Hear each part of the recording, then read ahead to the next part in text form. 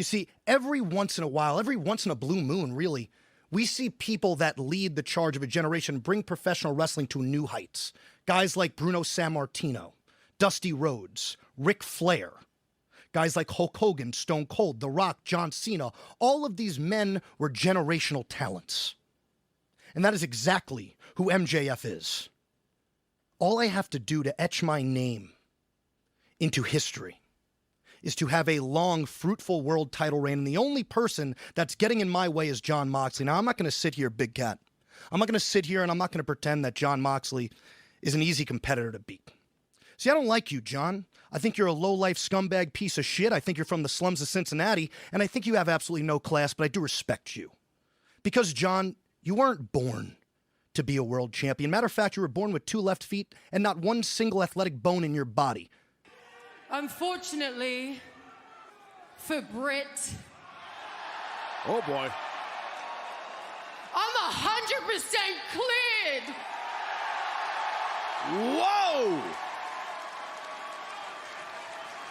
That's big news.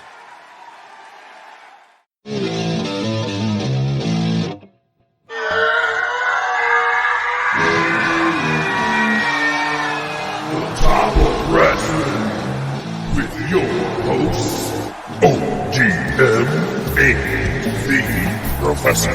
Good shit. Late to every episode. Late so much, I'm going to have to buy you a pregnancy test. Bob Roode. I want to be a podcaster. Yay! His mama named him Kenta. I'm going to call him Kenta. Dynamite drop in, Monty. That broadcasting school is really paying off for you. You're so high you don't even know it. Ahoy, my boy. You ready for a Scotch ad? We don't know anything about him. The only thing he's got in his wallet is a bunch of names of whorehouses. That's Flair. Probably looks like Jim Duggan digging the tape out of his crotch. Benoit, enjoy my wife. That's a bold statement, Cotton. Oh my God, mine just stopped recording. No, we're good. We're still recording. What a dick. I'd cease and desist me. I'd cease and desist me hard. I need a minute to recover off that. What kind of game is it? War Games!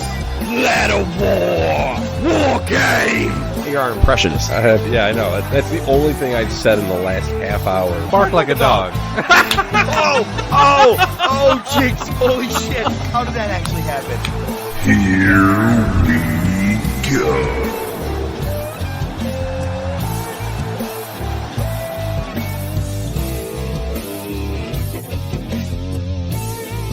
Good Wrestling Day! It's Wednesday, and you know what that means. Ahoy mapoys! I am the Professor, Mark Fantasia, welcoming you back for another episode. And I don't even know how to do it this week. Look at, just don't even ask for even the sad song. Ladies and gentlemen, ODM. Yeah, I was going to say, fuck all that noise. The only Viking I want to talk about is Sarah Logan. I don't even want to talk about that. And I don't even want to talk about that. Oh man, I like I said, I didn't even want to hear the song. So we're gonna make a willful omission of the song this week. No music. You know what we can talk about though? Talk about the ass clowns in the fantasy league that couldn't fucking buy a clue if you wrote them a check. First and second, running the show.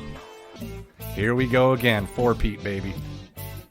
Now, we've never ended first and second together. It's always been like first and third, first and fourth. Yep. But this is the one, and I didn't even expect to get to second. I mean, Flamingo had us for a while, but all of a sudden, I got that. Now, I will say, it ends the night of Survivor Series. Sure. And depending on, what's funny is that they're calling it Survivor Series War Games. Mm-hmm. There's no elimination matches. Yeah, you might win the War Games, but it's all one win, just like anything else. So They may not have us as good as they think. So we'll find out. Right, unless they throw a random 20, 30 person battle royal in there, which they do every once in a while. But even then, good luck with that. Like I said, I got Gunther, man. Gunther, whatever. Hey, I had to add a couple of things to our I Called It doc. I saw that. Roman did call him Sammy Uso. The crowd's calling him Sammy Uso. I called that like a month ago. But the other one I did add, and it became the ending of SmackDown this past week, and I've been saying you got to put McIntyre together with Sheamus and the Brawling Brutes, make them one stable. Well, the Brawling Brutes came out to challenge the Bloodline at the end of SmackDown, and as they were getting their asses kicked, McIntyre came out, and it's looking like that's where we're heading for War Games. Now, Sammy wasn't there. If you add him in, and you have to add in a fifth person on, we'll just call it Team WWE or the Brawling Brutes, who is the fifth? Because I have a theory. Well, they're doing the ethnic thing, but then again, you could have some rando because it's what? Drew's Scottish, Sheamus is Irish, Yeah. Ridge Holland's British, Butch is British. So do you do so Sammy's not Samoan, so do you do a non-European or? Sure. I don't know. Yeah, I don't know. My theory is someone who's been off TV for a bit because they didn't know what to do with him with this whole Sammy blowing up thing. I think maybe Kevin Owens. Oh, yeah. That's true. Could be. That's right now the only person I could really think of. I go, my luck is it's going to be like Rey Mysterio. I was actually going to say Rey Mysterio. Jesus, for real? Just as a I'm so random glad you... Oh, man. Well, I will at least run down, hey, today we're going to be talking Bring It to the Table. We got a Wrestler of the Week. We got Monday Night Wars, and even a Movie of the Week, which we hinted at a lot last week, so I'm excited to go into all that. But before we get into the news and things like that, you'll be shocked to hear this. I haven't told you this yet. I got a message early last week that there was going to be a 24th anniversary of the radio show that I was on. And really? I was actually messaged by the host. Since you're one of the former hosts, would you like to be on here? Wasn't that boy? Obviously. But I contemplated it, and I was like, do I do it? Do I not do it? And I was like, ugh. You should have told him. Riding out. You should have told him, I'll do it if you let me plug the podcast. Well, I was like, do I do that? You know what I mean? Do I just throw it in there? So I jumped on. I wanted to see what it was like. And there was a couple of guys there. That boy was there, looking douchier than ever. And so Cash, the host, how you been? How's life on the road? Things are going good. And he goes, and you guys were doing a podcast at one point, I believe. Are you still doing your podcast? I go, no shit, man. All no, right. I'm Shout out to Cash. Cool with that, man. Yeah. And I go, yeah. And he goes, tell us about it. And I go, no shit. I go, yeah, we do a mix of old and new. I go, the first half is usually new, and the second half we're doing the Monday Night Wars. And as I went through quickly talking about it, and he goes, all right, you kind of cut out for a chunk of that, but I think we got the gist of that. I was like, no shit. I know the show is streamed on Facebook, so I was like, I got to go back and check that out later because I'm really curious about that to hear. I'm like, did he hit mute or whatever? But no, you could hear them clearly and like me kind of cutting in and out, which was funny. But I was also traveling in the car at that time in the passenger seat. Gotcha. And then I believe I've told you the story about how the guy that we have interviewed on this show before, Eric Emanon, he has super kicked me a couple of times. Yep. One, it was my day leaving that radio remember show. That one. The second one was at a live show. Well, the one leaving the show, I infamously had a small hole already in the crotch of my pants, so that when I took the super kick, my pants just were like, yo, peace. The rest of us are just, we gave up. And I mean, like, really split the fuck out of my pants, and I had to leave downtown Rochester, like, trying to hold it together. That was fun. But that boy goes, and I will just say, and I was like, oh, fuck, here we go. And he brought up just that. He goes, it's actually the anniversary of it, and it was, because it came up on Facebook as well. And one of the hosts goes, I don't get how you split your pants with a super kick. I go, you have to have a lot of talent, man. A lot of talent. And I go, hey, congratulations to you guys, 24 years. Keep it going. Adios. Y'all look good. You don't. Anyway, so I went back and checked it out, and here I had said we are watching the Monday Night Wars, and it's we're doing all the Raw, Nitro, all the pay-per-views in between. Here's what you get of the promo. Yeah, we are a Top of Wrestling podcast. Me and my buddy Joe, we go over new and old. And Oh, fuck. Raw, Nitro, and everything in between. And I was like, close enough. You got the name of the podcast out. That's what counts. Yeah, man. And actually, he brought it up, man. He was like, hey, you got a show. Talk about it. What's the name of it? And I was like, all right, it's cool, man. Like I said, respect. Well, it was nice. It was better than I anticipated it to be. So definitely respect. Yeah, I appreciate it. You know what I don't appreciate? Someone like Enzo. This douchebag. First, I saw him cut a decent promo for MLW on Jacob Fatu. Yeah, but he did a decent promo on Jacob Fatu, running down the family, too. Like, all the Usos even gets into Roman like that. He's like talking about being the head of the table. You're at the kids' table, blah, blah, blah. Went on the whole thing. I was like, not bad. You ever think, all right, man, that was good. Shut up. Stop there. Dude did an interview and claims that if him and Big Cass were signed to ROH after that whole Madison Square Garden work, shoot, run-in, that Ring of Honor would still be in business today. Okay, I'm going to let you all stop laughing too. Okay. Jeez, get out of here. And he said, because if you could have booked me and Cass versus the Briscoes versus the Gorillas of Destiny, that would have sold out Madison Square Garden. What the fuck are you smoking, dude? Yeah. Didn't they ban that fake weed shit? That K2 shit was messing with your brains, man.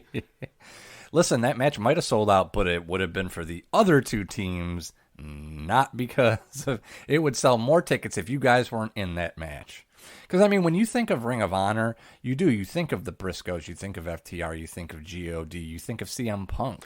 Bryan Those Danielson, three right there, what I was going to say, would have think sold out. Delirious even. You think of all those names, and then you think Enzo and Cass. Bada boom, fakest guy in the room. How you doing? And then he keeps saying that they took these girls back to their house. They all weighed 350 pounds apiece, man. God, I love that Simon Gotch shoot. Even his Nikes are fake. The only thing real about you is you're a guy.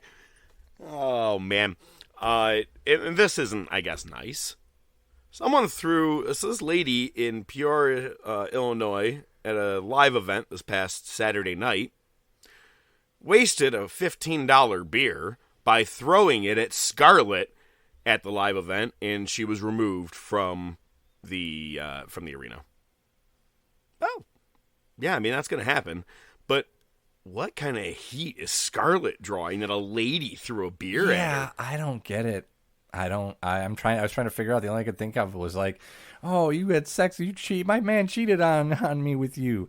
That's very unlikely that a random wrestling fan had an affair with Scarlett. So, yeah, I don't know, think man. the only way I could see it is kind of like Britt Baker. She runs down the towns and the people and things like that. She deserves a beer to the face by someone just getting offended, let's say. But sure. Scarlett doesn't even do anything but just walk in black and white next to her husband. I don't know what the hell the difference is. I was like, that's some old school Memphis shit, man. Right. Like I said, I really, the DeLorean time machine, I would love to go back to a good Lawler Memphis era and just sit in the crowd. Oh, hell yeah. Watch old ladies just slapping wrestlers across a face and hawking loogies on them. Yeah, Cornette talks about that shit all the time. He says people would put like fucking drain cleaner and squirt guns and squirt them. Dude, how many people got stabbed back in the day? And the other thing was they didn't wise up the cops. So the cops had no fucking clue what was a work and what was a shoot. Which is really funny about the wrestlers, too, because that whole, like, Arn and Sid thing. Cops weren't called, man. Those guys, everybody just took care of it right there together that night. I know you didn't, so I'll fill you in on what you did not watch for Raw, SmackDown, Rampage, and Dynamite. First, I'm going to go just kind of random order here, but Man, a moment got me this past week on Dynamite. Saraya officially announcing that she is medically cleared and she is going to be facing Britt Baker. When she said, and how she did it, you know, and you heard in the beginning, is how she faked the, it's bad news, whoop, for Britt. But when she said the words that she's cleared, you watch her chin just dimple up in 80 spots because she's trying to hold in tears. She turns her head to the other side and is like puts her hand on her nose. She's trying to keep it together. It was a good moment, man. It's real. And look, all joking aside about everything that she's done, she brings it up in that promo. My worst moments of my life were aired out in all public. I couldn't have gotten any lower, but I'm trying to rebuild. I'm like, it's true. Look, at people fuck up and do some bad things, but she did them to herself. You know what I mean? And she's owning up, and I am actually anticipating a pretty decent match with her and Baker this coming Saturday. I think it could be pretty good. I'm excited to see her wrestle again, and yeah, we'll go from there with it. Did you even get to see clips of any of this stuff? I did not know, but right on, yep. Dude. By the way, thanks for being a real good news digger and learning and paying attention and watching all this shit. Good job. Way to bring that shit to the podcast. Good job. Hey, man, it's rough in the streets. All right. I got you. If we were making as much money as Nightwing hoped we would, it'd be a different story. Speaking of Nightwing, I'm pretty sure he may have called this one. Or he said, I think it could be her. Mia Yim returns to WWE and joins the OC. I don't get it. Yeah, I was like, man, whatever. I was like, at least she's not in Retribution this time. Yes. That's a plus. Now, Sarah Logan returns to WWE, which I had been kind of hoping for a while, but apparently she is only back as a manager, at least for right now, with her husband, who's a part of the Viking Raiders. Since they changed their names, I don't even know which one she's married to anymore. But the issue I have with this is, did some digging around, and there's been a lot of reports. Her new look is based off of another indie wrestler's gimmick. Okay. So is it now? Okay, we can't answer this question, but I'll throw it out. I saw a picture of the other person. I saw it by too. The way. I saw it too. Okay. Yep, I saw it. Did Sarah Logan look at her and be like, "I'm going to totally take that"? Or what I've seen is it's pretty traditional Viking garb. It's not like this person. It's not like Finn Balor and Funny Bone. That's pretty distinct. That's where I'm going with this, because I don't think a lot it's of that the at guys all. I saw, a lot of the guys from California were like, "Yo, they did it to Bone. Why wouldn't they do it to this person?" I'm like, shit. I mean, I think it's pretty traditional Viking shit. So, like, if you look at like Viking lore, you're going to see that same look all over the place. So it's not like, and they're very. They had a Viking wedding. So I don't think that it's a ripoff. I think she just went, this is like Viking garb. This is how I'm going to dress. I didn't know Viking garb was half blackface. Oh, fuck yeah. You got to see the Northmen. That shit's crazy. It is. Well, you know what's really crazy? The next couple of things. I can't wait to go through these. I watched Nikki Cross have a match against Dana Brooke, and I'm like, well, I don't see her losing to Dana Brooke. She just came back, so if she beats her, does that mean she's going to have the 24/7 title? And that she did. What I loved is that first, it looks like she is aligned with Damage Control. Bailey and Sky and Ty. Ty and Sky. Sky, yeah. So I mess that up every time. And it looks like they're going to be set up for their War Games match, which is against Bianca Belair, maybe Asuka, Alexa Bliss, a couple of them. But after she wins the title, she's walking backstage. At first, I love Nikki Cross's gimmick. She's very just psycho. She's barely paying attention. Everyone's telling her what to do or whatever, like Damage Control. They're like, you could do this, blah, blah, blah. And she's just walking, looking up at the ceiling, like all happy. And she went to carelessly throw the title into the trash. Bricked. And fucking missed. It was a brick. A brick is the absolute best word you could say, because in basketball, when it hits the rim and bounces off, that's a brick. And it's exactly what happened. It hit the rim of the garbage can and just fell to the other side. And I was like, oh. And it's funny because damage control, both a couple of them like look back like, but I'm like, we're live, pal. Keep it going. Cross kept going. You know she heard it hit the ground and not the trash, but you keep going. It's just really funny. But the next day, the title was moved on their website to their retired titles. Uh-huh. Thank God for that. And R-Truth is your greatest champion of all time with that, no matter what. All right, man, there's an open challenge. There is an open challenge for the U.S. title. That's a good time to cash in a Money in the Bank briefcase. You know, I didn't even catch how stupid that was till Lil Jon said it the next day. And I was like, oh my God, you're absolutely right. That didn't even hit me. I'm like, I thought it was weird that he was even doing it for the U.S. title, but I'm like, okay, look in 2K games, for some weird reason, it's like, do you want to cash in on the Intercontinental title? Why the fuck would I want to do that? This is a world title contract, isn't it? But it's okay. There we go. That's what he's trying to do. I guess he's going to take the title from him. That sucks because I have Seth Rollins in the league. Oh my God, Seth Rollins just defended that? Right? Hey, that's more because points I get for you. titles. I get points for the cash-in, for the IC title, all of it. It was great. Yeah, I don't get why it happened. I think it was just their way to get out of it. Just to say you're not doing anything with this briefcase, and the longer you hold it, the longer we got to explain it. So fuck it. Go to cash in, you're going to lose. Do you think it's because originally Theory was, quote unquote, McMahon's boy, and they're like, look, it's okay or whatever, but like you're no bigger than a Gargano or any of the other guys, so there's no time to push you right now.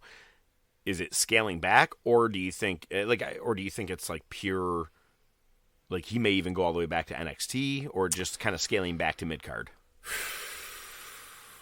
I mean, it could be all a bit of both. Because who the fuck knows? Who the fuck knows what would have happened if Vince were still there? He might have fucking won the world title. And the thing is, Cornette Cornette probably would have cashed in by now. Yeah, Cornette, loves Theory, and I definitely think he's got the chops. He's a great worker, and he's got the look. But why do we care about him? And why? I mean, furthermore, why do we hate him? There's nothing to him. He has no substance. So maybe it is time to go back to NXT and reinvent yourself. I could see that. I'd be okay with it. You know what I'm okay with? The Usos retained the titles against the New Day. Thank God. And they are the longest reigning WWE Tag Team Champions in history. Yeah. Mm-hmm. Because we the ones. Yeet. But, to close this one out, we were wrong on a couple of the people winning the world title eliminator matches. Yeah. I thought Roosh was definitely going over, but Bandito won. Yeah. Not only does he get the contract recently, but also wins the match. And so does Ethan Page. I don't get that, but okay. Hey, well, let me tell you something. I have Ethan Page, and I was like, yeah, baby, that is more points. I was having a great week last week. That's probably why I'm in second now. They pushed off, or Brian Cage won, but they pushed off the Ricky Starks-Lance Archer match until tonight, saying that Starks was injured. They kayfabed it, but I'm not sure what the reason is. Yeah, I don't know. But we're also losing time because Full Gear is this Saturday night. Holy fuck. Yep, there is that. So let's talk about Full Gear. Let's see what you think is happening. We'll go backwards here. World Title Eliminator Finals. So you're likely going to have... So it's either Archer, Starks, Cage, Page, or Bandito. I'm going to go on a limb and say that it's either Starks, a come-from-behind thing, right? Excuse me. Or, I think Bandito. You know what? I'm with you 1,000%. Yeah, Starks or Bandito is going to be the one. Bandito, it's still too early to me. I don't like it. At least Starks is got the charisma, but that also is going to make for an interesting title match depending on who wins. So pre-pandemic, and when the pandemic hit, Bandito was your Ring of Honor World Champion for several months. Sure, no, I know. So, I just don't think not unheard of is what I'm saying. No, absolutely. So, I mean, okay, so this is all right. So here's I'll call it this way. I have my prediction for the AEW title match. We'll get there when we get there. But as far as the Eliminator Finals, if Bandito wins, MJF wins. If Starks wins, Moxley retains. Oh, I see it opposite. I see, because Starks is over. He's a face. That's perfect to go against MJF. Yeah, there's no way MJF is walking out of this thing as a face and like actually acting face. He's going to be doing something. But everybody's over. There's really no heels in AEW. The only real heel's MJF. All right, fair enough. So we'll move on. And Samoa Joe now. Yeah, well, that was awesome. I've been wanting that for a while, and that was great. But shit camera work by the moment that Joe goes to choke him out, they show Powerhouse Hobbs again. I go, doing too much at once. Yep. Yeah, man. Hey, there's nothing better than seeing fucking Samoa Joe lock in that clutch and just drop to the ground. I'm a huge fan of it. Go to sleep. Speaking of, again, the league, you'll be taking home some points because there is no way Saraya loses her first match back in however many years. And you took her, so her and Britt Baker. We have a steel cage match with Jungle Jack taking on Lucha Show. Who cares? I guess I would. Yeah. I mean, it could be a good spot moment, but best of that. That's it. Nothing else. Yeah. I think Jungle Boy walks away with the win, though. It makes sense. The match that everybody has been longing for I don't know how many years. Darby Allin and Sting taking on Jay Lethal and Jeff Jarrett. This smells like TNA and WCW. Yeah. I mean, literally it does. Yeah. Yeah. Slap nuts. Oh, I can't get on board with it. Jade Cargill, technically defending her TBS title, but Nyla Rose has been walking around with it for the better half of the month. So Nyla Rose will be defending the title she doesn't really have. Yeah, Jade. They're both defending a title in a way. Anyway, I want to say Cargill takes the win, but I also am okay with her finally taking a loss in a shit way with Nyla Rose having Vicky Guerrero and other people in her corner. I'd be okay with Cargill losing. Yeah, I don't know that Move I her do. onto the world title. Yeah, I still don't know if she's ready for that. My thing is, cut the shit, ODM. With Nyla Rose, man, that ship sailed such a long time ago because they botched it with her. When you put the title on Riho instead of this fucking The Native Beast is her fucking nickname. She should have been the women's champ from the get-go. She should have been until they figured it out, and then you put it on Britt. But I don't see it. Keep it on that bitch. We'll find out. A Ring of Honor world title is being defended in a 4-way match. You know, it's funny to me that Chris Jericho said he's going to defend against all former Ring of Honor champions. The fuck is Sammy Guevara doing in this match? But it is Bryan Danielson and Claudio Castagnoli, so I think it has the room to be probably the match stealer of the night, likely, with some good moments, good spots. Yeah. I don't think we're going to get a title change, though, unless you see a very, like you called Bryan Danielson heel. If he goes absolutely win the title that heel and fucks over Claudio and then wins the title, fuck yeah, man, I would be absolutely okay with calling that. my shot. But that makes too much sense, and Jericho doesn't go over, so Jericho's probably going to retain. Yeah. Well, I will say, I mean, no one expected Danielson to kick AJ Styles in the dick that time and win the title on SmackDown. So he does like to just come out of nowhere with his heel turns. Man. Oh, remember the hemp belt? That was so cool. Yeah. I loved that. You have the interim world champion, interim women's champion, whatever you want to call it. Toni Storm is defending against Jamie Hayter. I kind of think there's no way you can not put the title on Hayter at this moment. I think you can keep the feud going, but at least this will be I think it could be one of your bigger pops of the night. I completely disagree. You don't think it's going to happen? I think it's too early for Hayter. Yeah, she's over, but a lot of people get over and without doing too much. You can't just put the title on her because she's quote unquote over. Yes, the crowd's behind her. She's getting a lot of respect, and well, she should. But fucking quell that for a little bit. Toni Storm was a huge pop. That was a big name to sign, and they've been fumbling with her. Let her hold the title. The women's division is still a disaster. Let her keep the title for now. Her and Hayter can have a feud for a while, or they can revisit it. I think it makes more sense to keep it on Storm. I think she retains.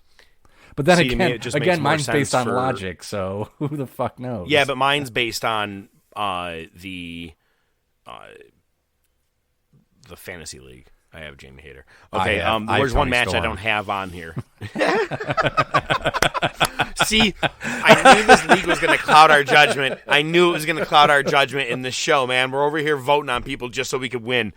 A match that's not on here, but I forgot to have it written in here, is the tag match that I was mad that they ended up doing, not FTR, but it's Acclaimed versus Swirly 3. Yeah. For the tag titles. Yep.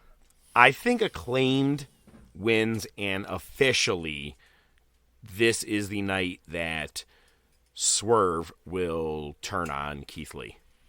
Yeah, makes sense. They've been. Would it be fantastic if Lee turned on him first? See, I thought about that. I just don't see it with Keith Lee. He just doesn't. But you don't have to have a feud with them. Let them both be heel. Him as a big guy, a heel, he could probably do decent. But let them he just turns on him, walks away, and says, "I have other aspirations." Yeah, but that makes it no, because if they don't have a feud after that, then it makes one of them look like a bitch. Oh, that's true, but guess what? Every time they have a feud after something, it doesn't matter anyway. All right, but look, we're going to get into the world title. I feel like there's no way MJF loses. I feel like he's got to be winning this one. Agreed. In his backyard, it's time, so to speak. It's time, especially with the pop that he got, coming back. It could have been done a little bit better. To me, it seemed a little bit underwhelming, but be that as it may, he is the best. I mean... Well, hang on. The best. The best. You're saying the best. Pop. The best. I miss Proud and Powerful. You saying that his comeback was underwhelming? It's because all anybody could care about was a media scrum. You were drunk. You don't know what the hell was happening when it happened. Yo. When the lights went out, I woke up and stood up and started clapping like I was there the whole day. That blew good. I stood up and the first words out of my mouth were, "I agree." You asshole. All right, let's bring something to the table. Just bring it, bitch! Oh my God! Keeping the theme going of you mocking the shit out of me, last week we figured something out that I hadn't figured out in 38 years, and I want to say thank you to Lil John. Gave me a text on the side. "Hey, man, for whatever it's worth, I always thought it was Henning, too." So, apparently it's Kurt Hennig. Hennig. I'm Mr. Perfect. Bobby Heenan in the Heenan family. They know what love is. I think I ruined your roommate's bathrobe. All right, man, what do you got coming this week to the table? A fresh bathrobe, apparently. I was doing my normal thing, came across a random video of Kimbo Slice's, backyard fights and his first UFC fight, which was kind of underwhelming. But everybody that's watched him knows what a bad motherfucker he was. Now, in watching his first UFC match, they mentioned where he trained. Do you know where he trained? Not a clue. America Top Team. Really? Yeah. I kind of popped for that. Did I'm not like, know holy that. shit. I'm like, that's fucking awesome. And then he's a Dan Lambert guy. Yeah, the Dan Lambert guy. The best part is it made me also think about the time I was at your apartment. And I think Bob Lonsberry's daughter was there. She was dating a buddy of yours or something. No. Her boyfriend was there. Oh, I And thought she was there. Okay. He started talking some shit because he saw a picture of my sister on the end table and started talking some shit. And I was like, you guys want to see a guy go out the fucking second story window? You were like, you need to come out and smoke with me, man. Hang out. Let's calm down. The best part is we were there to watch UFC, and Kimbo Slice was supposed to fight Ken Shamrock. Yep. Shamrock got hurt. Some dude with pink hair came out. I'm like, who the fuck is this? And he beat the shit out of Kimbo Slice. If I'm not mistaken, it was Slice's last fight in the UFC. Yeah, got his ass whooped. Yep. In 15 that was an awesome seconds. one. Yeah, I almost threw that dude out a fucking window. Man. Oh, my God. I was like, and he was like, you okay? Don't fucking touch me. Get the fuck away from me right now, man. It's bring it to the table, not throw I had a somebody different on the anger table. problem back then. Yeah, well. Back then, huh? All right, man. That being said, I was about to bring something else to the table. I'm like, let's bring something to the table. All right, man, let me bring a wrestler to the table. Wrestler of the week. You know, a lot of people think history is just facts. It's just information about the past. I know a lot of people like to believe that. I wish I could, but I was there. I wasn't here in a classroom, hoping I was right, thinking about it. Well, pussies like you, we're back here partying, putting headbands on, doing drugs, listening to the goddamn Beatle albums. Hey, Professor, take it easy, will you? About 3 years ago, Holmes, in Minneapolis, Minnesota, vato, your home state. That's right, vato. In the shower, in the locker room. Oh, man, I was high, bro. I was high.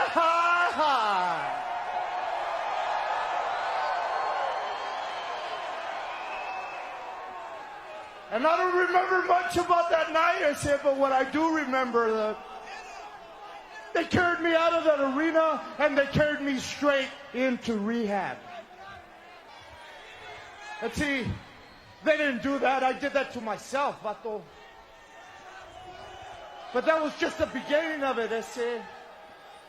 Because see, through all that time, bro, through all those 3 years, not only did I wind up losing my job, I lost my wife, I lost my kids, and I lost myself. I disgraced my race, I disgraced my family, and I disgraced myself. Do or die. And you know what I say? I did, because I'm here right now. Day by day, by the grace of God, I have earned my way back into this ring, man. Day by day, by the grace of God, I have earned the respect of my kids again. Day by day, I have earned my life back. And see, Holmes, when I stand across you and I see that across your waist, you know what that symbolizes for me, I say? I'm sorry. That's my way of telling my family I'm sorry. That's my way of telling my kids I'm going to provide a better way of life for them. I'm going to get the bikes that they wanted. I'm going to give them a better education. That's my new addiction, home. See, when I step into this ring, yeah, bro, I am addicted. I'm addicted to the high that I get from them. I'm addicted to the high that I get when I go home and I tell my family, hey, I'm doing it. Today, as we record, it marks the 17th anniversary of Eddie Guerrero's passing. I still remember where I was. I was working at Zales, the diamond store. And I remember someone texted me about it, and I was just floored because he was in the world title picture. He was a part of the 2005 SmackDown team for Survivor Series, and it was the very first ever Raw vs. SmackDown Survivor Series. Randy Orton ended up taking his place, unfortunately. Well, fortunately, we'll call it that. Before I go into this, I will say that the very first ever real meeting on WWE TV between John Cena and Randy Orton was the Eddie Guerrero tribute show. It's the first time they locked up. In WWE, obviously, they did their time in OVW. But I'm going to break down a little bit about Latino Heat from El Paso, Texas. 5'8", 220. Went by the names of El Caliente, Gory Guerrero Jr., so playing under, that name. Black Tiger, as we know, when he had his time in New Japan. And, his big name, Latino Heat. Worked for promotions CMLL, AAA, New Japan, IWA, ECW, WCW, and, of course, the Big Machine, WWE. From 86 to 92, he was in CMLL, and a name that I didn't mention but was waiting till now, he was under the mask and the name of Mascara Magica. But then when he got to AAA, most notably, as everybody remembers, he tag teamed with Art Barr. And that's where, remember, they had those American-looking jackets, and he had the real sick mullets going back then. They were the Pair of Terror, and eventually made a stable, which I love this name, Los Gringos Locos. Great name. Where it was him, Barr, Conan, and some others. Of course, in New Japan, from 92 to 96, on and off, where him and Pegasus Kid had some matches. We all know who Pegasus Kid was, and that is Chris Benoit. Benoit, Malenko, and Benoit, Guerrero, and Malenko all go over to ECW for a little stint before making their way into WCW. And in April of 95, at Hostile City Showdown, Eddie Guerrero and Dean Malenko stole the show at an Extreme Championship Wrestling event. Tells you a lot, right? They brought wrestling there. That just tells you what the fans were all about, too. They still appreciated all of it, and they tore it up. Getting into WCW, many may not know this. In 1989, as well as in 1991, he was there as a jobber. He would be some of your extras in the World War III, the 60-man battle royal. Benoit, too. Yeah, to get a couple. Yep, and same with him, exactly. But from 95 to 2000, he started out with a pretty great feud. In 96, feuding with, we talked about it last year, feuding with Ric Flair and the Horsemen for the U.S. title in one of his first years there. And then even capturing the U.S. title when it was vacant at Starrcade 96 against DDP. Doing great. But then, this is where the true stories about Hall and Nash are getting the ear of Bischoff a little more. Kind of unfortunately did not help Eddie Guerrero, because then he just toiled around in the Cruiserweight division. You went from U.S. Heavyweight Champion to your Cruiserweight division. As did Dean Malenko. They both went down to the Cruiserweight division, but they still were putting on absolute great matches. And of course, we're in the era right now where he is heel, going back and forth with Eddie Guerrero for the Cruiserweight Championship. And Rey Mysterio. I just said it with Eddie Guerrero and with Rey Mysterio. I've got a lot of names here. I'm trying to catch up. Hennig. Eddie Guerrero. I couldn't even do it if I tried.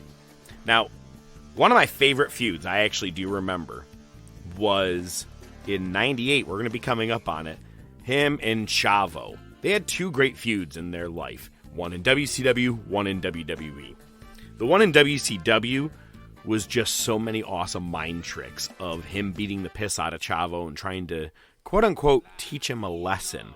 To the point where they got into a hair versus hair match. Chavo wins and then shaves his own head. That's some mind shit there, man. That was a good one. Like, and it just played right into their, the whole feud together, which was fantastic. And then he ends up forming the LWO, Latino World Order. But unfortunately, LWO was cut short due to Eddie getting into a car accident, and he didn't get back until about May of 99 and becomes the leader of the Filthy Animals with Billy Kidman and Rey Mysterio. Now, I gotta be honest, I was like, that's exciting, I'm getting into reading all about it, I'm loving it. And their main feud was with Vampiro and the Insane Clown Posse. Jesus Christ, he was gone 6 months later, thank God. I forgot about ICP. Right. Fuck, we're actually going to have to So revisit did that. I. As soon as I read it, I was like, please don't tell me I have a lot more about this I have to dig into for history. He gets to WWE, and it was a blessing and a curse within a week. We all remember the infamous showing up at the end of January 2000's Raw episode with the Radicals, Benoit, Malenko, Saturn, and Guerrero.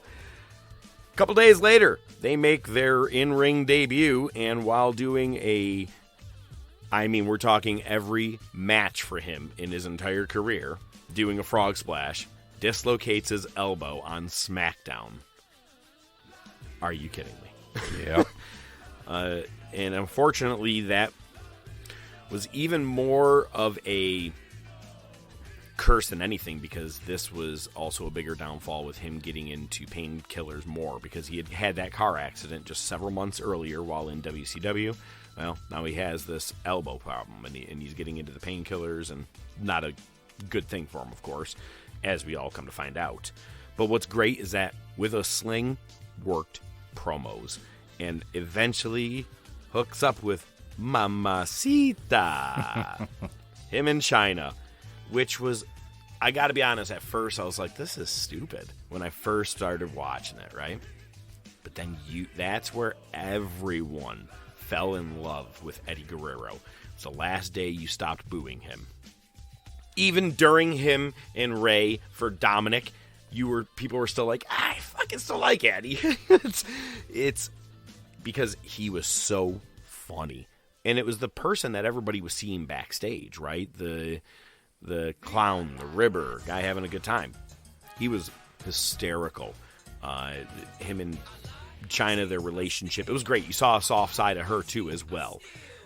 One of my favorite moments was he convinces the general manager, let me be in the match tonight with China and her, or with Kurt Angle and China for the Intercontinental title. Let me be in there as a triple threat just so I can protect her. She gets knocked out, and he lays on top of her holding her head like, oh, my mamacita, and takes the pin and ends up becoming the champion, then has to act happy but not happy. Right. The dude just was fantastic. He was able to sell any storyline. And unfortunately, he showed, or no, you know what, man? One thing I got to go back on. There's a lot of people that watch that promo of Eddie Guerrero where the Bischoff, I'm pouring coffee on myself. I want to go back to WCW on this for a second. A lot of people think that was the end. That was pretty much right there, and then he went over to WWE with the Radicals. That was in 98. He did that and then came back and formed the LWO. It was like a work-shoot promo. Always found that a little bit, because there was contradicting stories with Guerrero and Bischoff. I just always wanted to... I thought that was kind of an interesting thing, but I do love that, because I thought it was... I always thought that promo was towards the very, very end, like December 98 or something like that. Yeah, right. Yeah, it's one of those weird things where I think because you hear it when Jericho talks about it a lot at that point, I think Bischoff just didn't care, and he was just like, all right, yeah, go ahead, do your thing. You know what I mean? Yep. So he just ran with it, and they didn't give a shit. Back to Mamacita, the Latino Heat. That's the other thing. This is the birth of the Latino Heat era, right? And it's him and China. But one of my favorite things is that China was selected to pose for Playboy. And they ran with it in the storyline. Eddie even shows up to the Playboy mansion being a jealous boyfriend. He just, again, sold everything. But in May of 2001, as you kind of heard in the promo in the beginning of this thing with him, that promo was him against Lesnar right before the No Way Out match, and it's a very infamous Eddie Guerrero promo. But he was sent to rehab, and while doing his stint in rehab, ends up getting a DWI in November of 2001 and was fired pretty much like a day or two later.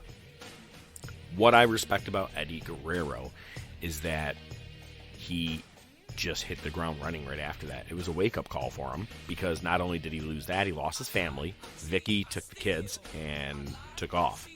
He had to get everything back during that time. He hit the indie circuits, and most notably his time was in IWA, and he became the world champion there and feuded and had a good match with CM Punk and Rey Mysterio. Rey had not debuted in WWE at this time. He had finished WCW and took a long time before even making it over there. Because I think Rey didn't show up until mid-2002, or summer of 2002. Right. Post-invasion angle. And that's the other thing. Eddie could have been great to have around during the invasion angle, but wasn't, due to all these issues. But he comes back the Monday after Mania in April of 2002. That's cool. I never realized that he was a surprise comeback that night. You know, I mean, I knew he came back, but didn't know it was the Raw after Mania, which we know is a huge night generally. Him and Chris Benoit, they are a tag team, and they both get drafted over to SmackDown. He has a feud with Edge, which was really, really good. But that is where he begins teaming with his nephew, Chavo, and they become the Los Guerreros.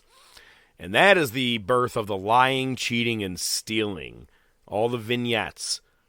My favorite one. I'm sure I've said it on here. The golf one? Man, we're here to take care of your pool. Oh. And he goes, no, you don't want to do that. And he goes, because it could spring a leak. He goes, yeah, you don't want water in the pool. It could get wet.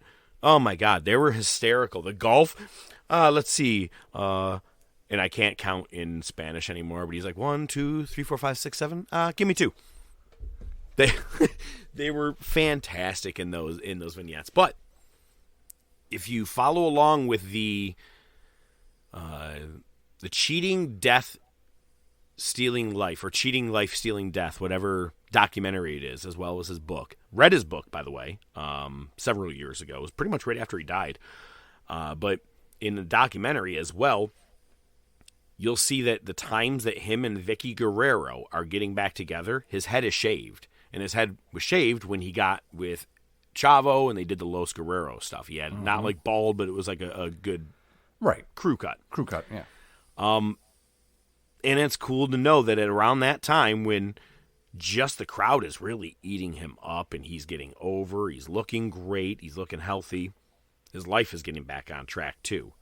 And what's cool is that WWE, I think, you know, for all the faults of Vince McMahon and everything that they've ever done, right, that we shit on them for, this was really, really cool because they rewarded him in the right way. He had a U.S. title feud with Big Show where he sprayed him with fucking sewage, which was gross but funny. Feuds with nephew Chavito for a little bit, and they even bring Chavo Sr., Chavo Classic into the mix for it. And then after Chris Benoit wins the Royal Rumble in 2004, and he shows up on Raw the next night, SmackDown general manager at the time, I could have been Teddy Long, I can't remember 100% who it was, and it was Teddy, said, well, we got to have someone who's going to be going for our title, so we're going to have a Royal Rumble of our own. And Eddie won the SmackDown Royal Rumble and was going to face Brock Lesnar at No Way Out. I mean, the moment speaks for itself. Anybody who has ever been a fan of Eddie Guerrero has watched him defeat Brock Lesnar. Brock was leaving the company. Unfortunately, a person I don't like, Oldberg, got involved in the match because they were building him and Lesnar to both of their demise at WrestleMania 20. But Eddie, he helped Eddie get over. Lesnar helped Eddie get over. Both men, and it was huge to me. And I loved it because it was a swing in a new era because it was all the big guys, your Triple H's, Batistas, everybody who were always in the main event picture, right? It was like when it was Hogan and all the big guys, and then all of a sudden you gave it to Bret and Shawn. This to me was WrestleMania 20, No Way Out, 2004. Eddie, Benoit, sharing those moments came full circle in a great way, seeing guys who were your fucking cruiserweight champions or best of Super Junior champions in New Japan are your world champions. Don't care what you think about Benoit. The ending of WrestleMania 20 is easily one of my favorite moments of all time for WrestleMania. Seeing the confetti coming down and both of them legit crying in the ring because it was just, however many year journey for both of them, 20 years easily at that point probably.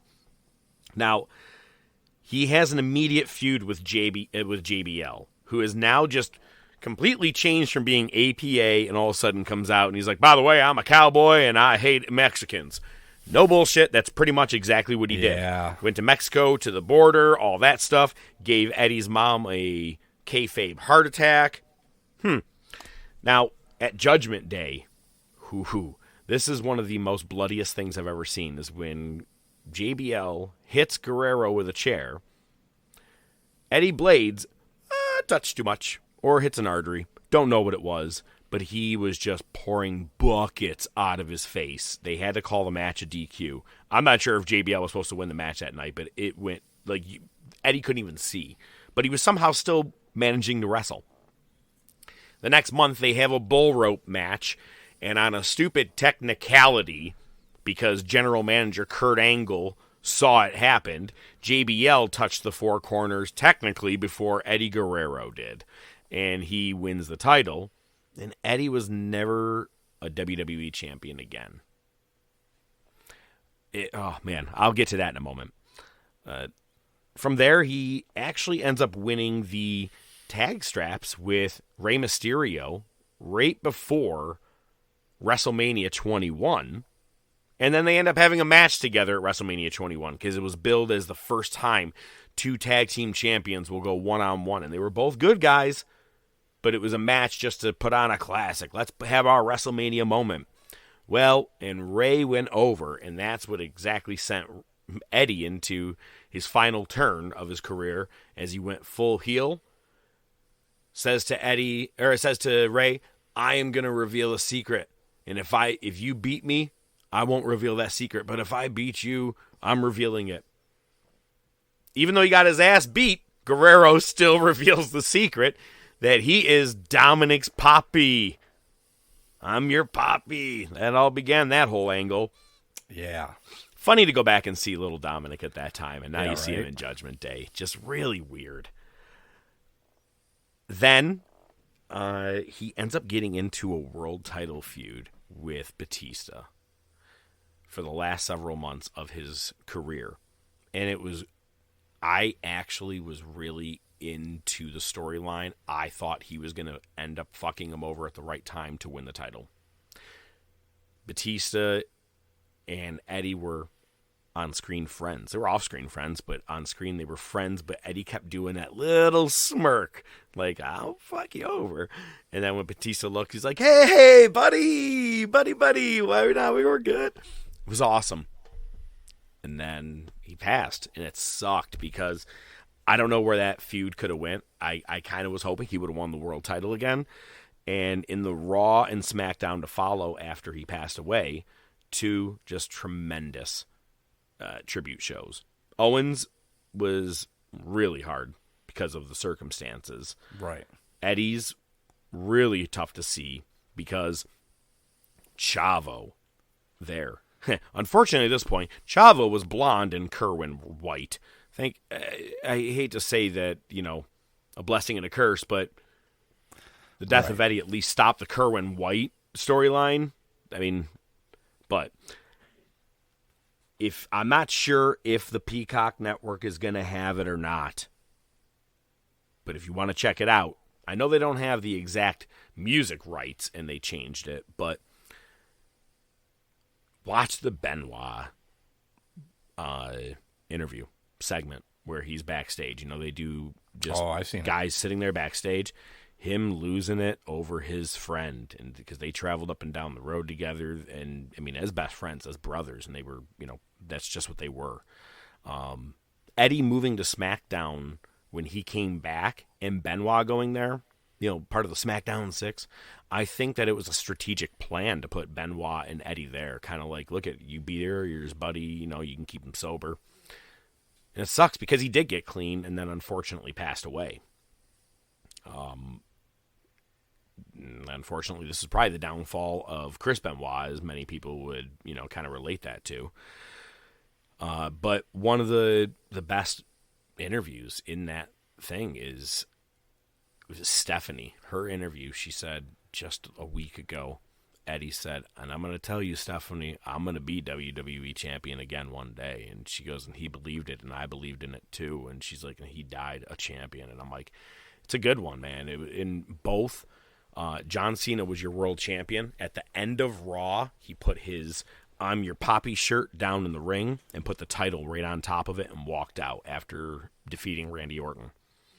And then SmackDown opens with Batista coming out, driving the lowrider. Yeah, I remember that. Crying in the ring, and then leaving his world title on the hood of the car at the beginning of SmackDown, and it sat there the entire night. Raw's video package was originally Johnny Cash's Hurt. Oh. Now, I don't know what they use. It's some song I've never really heard, but the Peacock version is still the same. It's 3 Doors Down, Here Without You. And it's just, both of them are just gut-wrenching. But good, very, very, very good tributes.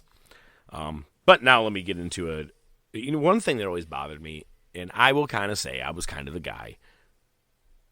The running joke before, I had a heart was, all right, how long does Eddie have left on his contract that Vicky is on TV this fucking much right now? All the years on SmackDown, people are like, what the fuck? But then she grew on me. She really did as a character, and I'm sure that, it wasn't the reason everybody was always thinking. I kind of said it. A lot of people did, but she held her own throughout time. And who would have thought that she was the one that would have carried on the Guerrero name in WWE post-Eddie? But he was a AAA Tag Team Champion with Art Barr and a AAA Hall of Famer. ECW Television Champion twice. He won the New Japan Best of Super Juniors in 96. Cruiserweight Champion in WCW as well as the U.S. Champion. Cruiserweight Champion twice. In WWE, of course, he did win that WWE title from Brock Lesnar. European Champion twice. U.S. title in WWE once, as well as the IC Champion twice. Tag Team Champion 4 times. 2 with Chavo. 1 he had to kind of retain or regain with Tajiri when Chavo got hurt. And 1 with Rey Mysterio. And, of course, he is a WWE Hall of Famer. One side note, again, as to how over Eddie was. I think I've told this story before. But in 2003, he and Tajiri had to lose, or they dropped their titles to the world's greatest tag team in Rochester. Same exact night that Zach Gowen defeated Brock Lesnar. Defeated Big Show in the main event with one leg because Brock Lesnar and Kurt Angle came to help him out. But that was in Rochester. Earlier in the night, not only did they lose the tag titles, Guerrero was pissed because Tajiri was thrown into the lowrider, and because of the crack in the windshield, he gets really pissed and turns completely heel, beats the living fuck out of Tajiri, throwing him through the windshield and everything. And all the rest of myself and Rochester could do was just cheer. We were still like, yeah, Eddie! Woo! We're like, we don't give a fuck about Tajiri. Fuck him. Yeah, good job. Yeah, right. It was the right person. Oh, it was awesome. But that's the point, man. That's how over he was. The moment you saw Latino Heat, you saw the comedy side of who he was. It's kind of like Kevin Owens. I'll never really see him as a heel. We've seen too much of a good side of him. Like The Rock. Yeah. Even when he went heel again, you were still cheering heel Rock because once you saw the great funny side of him, you were like, I can't boo him. He's fucking awesome. Unfortunately, kind of the same with Maxwell for me. But closing it out, the Professor's match of the week for a newbie wrestler. I wanted to say his, title match with Lesnar. But you want to see a real Eddie Guerrero match? Find yourself watching April 1995 ECW Hostile City Showdown. Him and Dean Malenko stealing the show at an ECW pay-per-view. Again, Extreme Championship Wrestling, and they walk in and just put on a wrestling match. Crowd ate it up. It's actually one of my favorite Eddie Guerrero matches of all time. Check it out. Hope you guys enjoy it. And I'm sure in the next segment, we'll actually be bringing his name up. So, let's go to the fucking wars. Marty, you've got to come back with me. Where? Back to the future. Wait a minute, Doc. What are you talking about? What happens to us in the future? What, do we become assholes or something? Give me a hell yeah.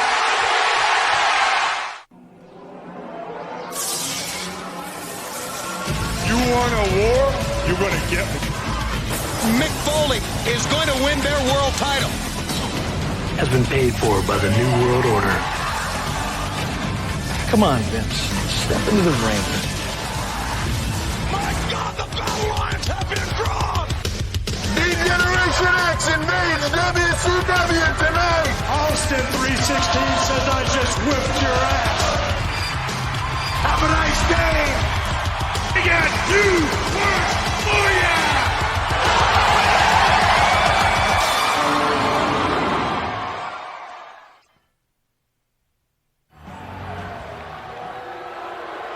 It's time for the Generation X. Hit the music. 24 little hours. You know, and we all have our 15 minutes of fame. And I'd like to take a couple of my 15 minutes to talk about the rights and the wrongs in the world of professional wrestling. For the first and only time in wrestling history, a wrestler is on same night television while running the same exact time on both shows. Good for you, Ric Flair. Or, Rick Rude. Jesus. That's, all right, let me start over. Nope, I'm starting over. Fuck you now. I'm starting over. Oh, what a difference. Oh, wow. Wow. You fucking piece of shit.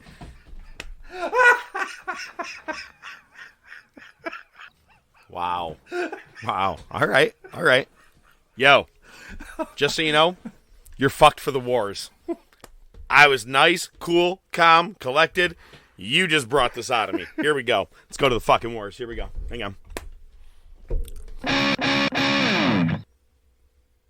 I don't even know how I'm coming into this here. We're at the fucking Monday Night Wars. Here we go, man. It is... This guy's over here covering his mouth. What the fuck is you... What do you speak no evil over there? Just holding your hand over your mouth the whole rest of the show? Just a good part of me.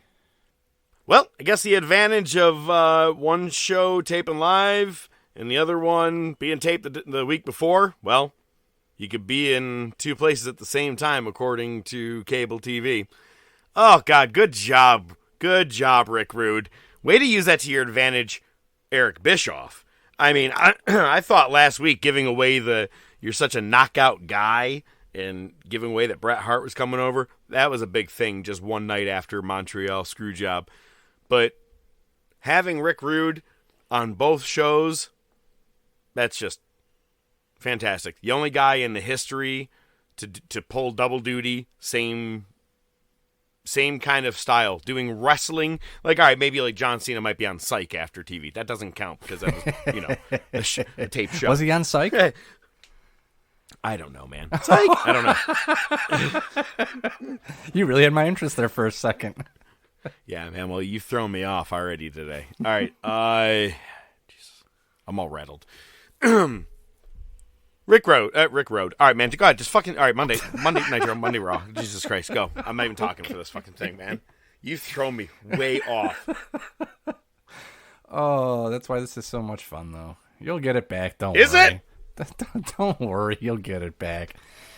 What are we at? November 17th, 1997, starting with Raw. Get a recap of the main event from last week. Another one of those things where after Raw went off the air, more shit happened. Basically, Slaughter confronts DX and restarts the match. Takes out Shawn Michaels, shoves him to the ground. Shamrock rolls him up, and Slaughter counts a 3. Shawn Michaels wasn't even in the fucking match, yet commentary had to point out that it wasn't an official result.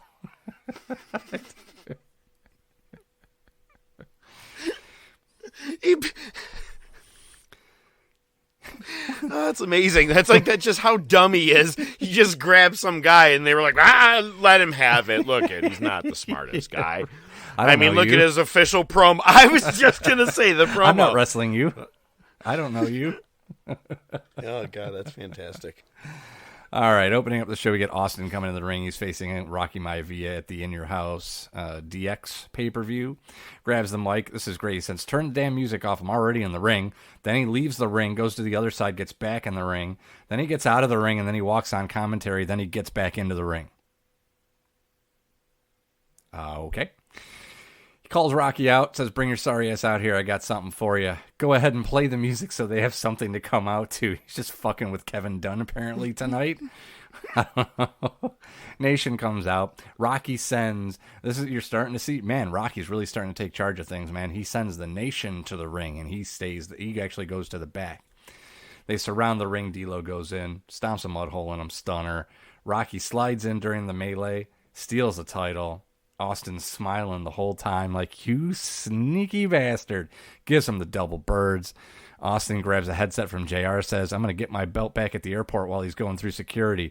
I'm not going anywhere. I'm going to get my revenge tonight. And he's just fucking with JR for the rest of the segment.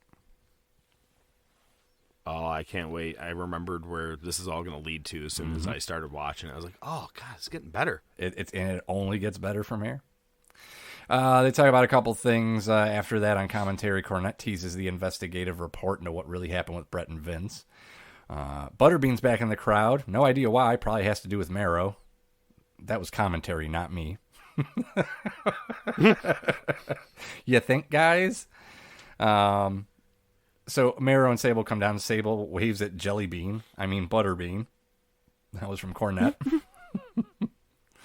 And naturally, Mero runs him down. So we got Mero versus Lawler. Yes, Jerry the King Lawler. Commentary's talking about Sable wearing sunglasses because she got kicked in the head by a horse. Is that horse's name Mark Mero by any chance? And was the kick his fist? I'm just saying. Hit me again, Ike! Put some steak on it! Brian Christopher comes out, joins commentary. Jim Ross, we've said this a million fucking times. What is up with wrestlers and announcers in wrestling using the word pal? I don't think you were invited, pal. Do you know where Sable would be if she stayed with Mark Mero to this day? She'd be rolling down the river. That's where she'd be. I'll give it an 8. All right, thank you. Because there's no... Sable's still flirting with Butterbean. Lawler calls for the rope-a-dope. Actually, Christopher calls out. Yeah. So basically, it's a thing where he's taking the punches and then has him go over the top rope. And Cornette goes, well, there's the dope. Cornette's so great. Brian Christopher starts kicking at Sable, trying to get her number. Mero gets distracted by it. Lawler gets the advantage and hits the pile driver, but Sable goes in, uses that whip that she carries, puts it around Lawler's neck and rips him off. It's a DQ. Mero hits the TKO anyway, and Mero runs down Sable as they walk to the back because she got him disqualified. All right. Next, we get our Bret Hart expose called Why Bret Why. I like it. Get sympathy on your side, WWE. Why Bret? Why? Oh my God! Wait, I thought you guys screwed him over. Why Bret? Why? What did he do? Yeah, well, that you want to talk about fucking spinning a story? That's all this was. It was Vince like, all right, Jim, listen, you're gonna sit across from me, you're gonna ask me these questions, and you're gonna fucking listen. Understood? Good. They show footage of Bret destroying ringside. The best part is it's Jim Ross and Vince at a table, and there's just a picture of Bret Hart as the backdrop, like he just fucking died or something. It's like the Queen died. They got a picture of Bret Hart there.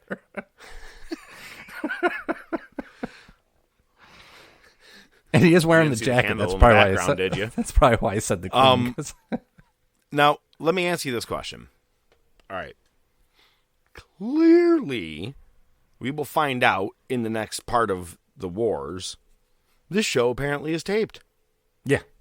The question I have is, was McMahon wearing makeup on the eye to make it look like it was a week later? Or, I mean, because if it was a black eye and he was punched from Bret Sunday and it was Monday and they tape, or do you think they taped that a little later and just edited it in? Because I wouldn't say they would be capable of that, considering they still let the Jeff Jarrett interview go. I can't wait to wrestle him soon. Yeah, so right. No, his eye looked slightly bruised, but not fully bruised. That's why I was just curious. Yeah, I'm guessing. I mean, I have no fucking clue. I would think it's probably closer to when the episode aired. They probably taped it close. Okay. Vince probably wanted time to fucking figure it out. They had to wait for that printout of that 100 by 100 Bret Hart vigil photo that they had. Right. They just pulled it from the WWF shop. That's probably where they got it from. Ave Maria. So, I mean, everybody knows what this is. Jim Ross asked him, did you screw Bret Hart? Obviously, the answer is Bret Hart screwed Bret Hart. This time-honored tradition, when someone's leaving, you show respect to those who made you. Bret didn't want to honor that. Never expected that from him. He's a traditionalist. Bret screwed Bret. Jim Ross brings up the contract that Vince had reneged on. That was like that 20-year contract. Vince says it was a joint decision to release him from the contract, and we worked together to let WCW steal him from the WWF. That was fucking brilliant. He actually gives the specifics of Bret's WCW contract, plays up helping Bret get the contract. Vince says he got a concussion from getting knocked out by Bret. He's still having vision issues to these days. And he allowed Bret to strike him. Didn't want him to do it. You're going to sue? You going to sue? I'll sue! He says, I've considered it. There's options still available. I'm not pursuing it. Up to Bret if I do or if I don't. How do you want Bret's story to end? And he just runs down Bret, saying again, Bret screwed Bret. I have absolutely no sympathy for Bret. That's the famous clip right there. Yeah, that's the most famous one. Yep, 100%. We get a quick one here. Los Boricuas. That'd be Miguel Sweater Perez. I just want you to know, I remember watching that interview. Live? And still, yeah. And I remember, no bullshit, even in my mind at 13 years old. Yeah, 13. Even when he said, Bret screwed Bret. I have no sympathy. Swear to God, I was like, fuck you. Even in that moment, I'm like, I'm a Bret fan. Fuck you, dude. Fuck this guy. I was pissed. Yeah, I was still mad, man. I'd imagine so. It was no small thing, man. Still am. Well, we're going to talk more about it on WCW. That's for goddamn sure. Los Boricuas versus Road Dogg and Billy Gunn. So Los Boricuas come into the ring, their music stops, and then it starts again. They're like, what the fuck's going on? And it's Road Dogg and Billy Gunn acting like they're Puerto Rican or Mexican. They apparently don't know the difference. The rest of Los Boricuas interfere. It's a DQ. Either way, racist as fuck, but yeah. Okay. Yeah, we'll go with it. Next we get a Ken Wait, hang on. So, the better part of August and September, maybe July, September, August, September was pretty solely based on McMahon not liking black people. And now we're like, all right, well, who could we move on to? Ooh, I got a skit. Jesus, dude. It's like... Keep in mind, we're still a long time away from Vince literally dropping an N-bomb on TV. Yeah. Oh, hang on. And even lesser time, but still long from in front of the same guy. Jesus. Triple H going beyond racist with his entire storyline with Booker T heading into WrestleMania 19. Yeah. Jeez. And well after Piper and blackface. How in the shit is Booker T such an advocate for this company? Money talks. He's like, well, I did call Hulk Hogan that at one point, so I guess everybody's allowed to use it. It's all right. That's your Shucky Ducky question of the week.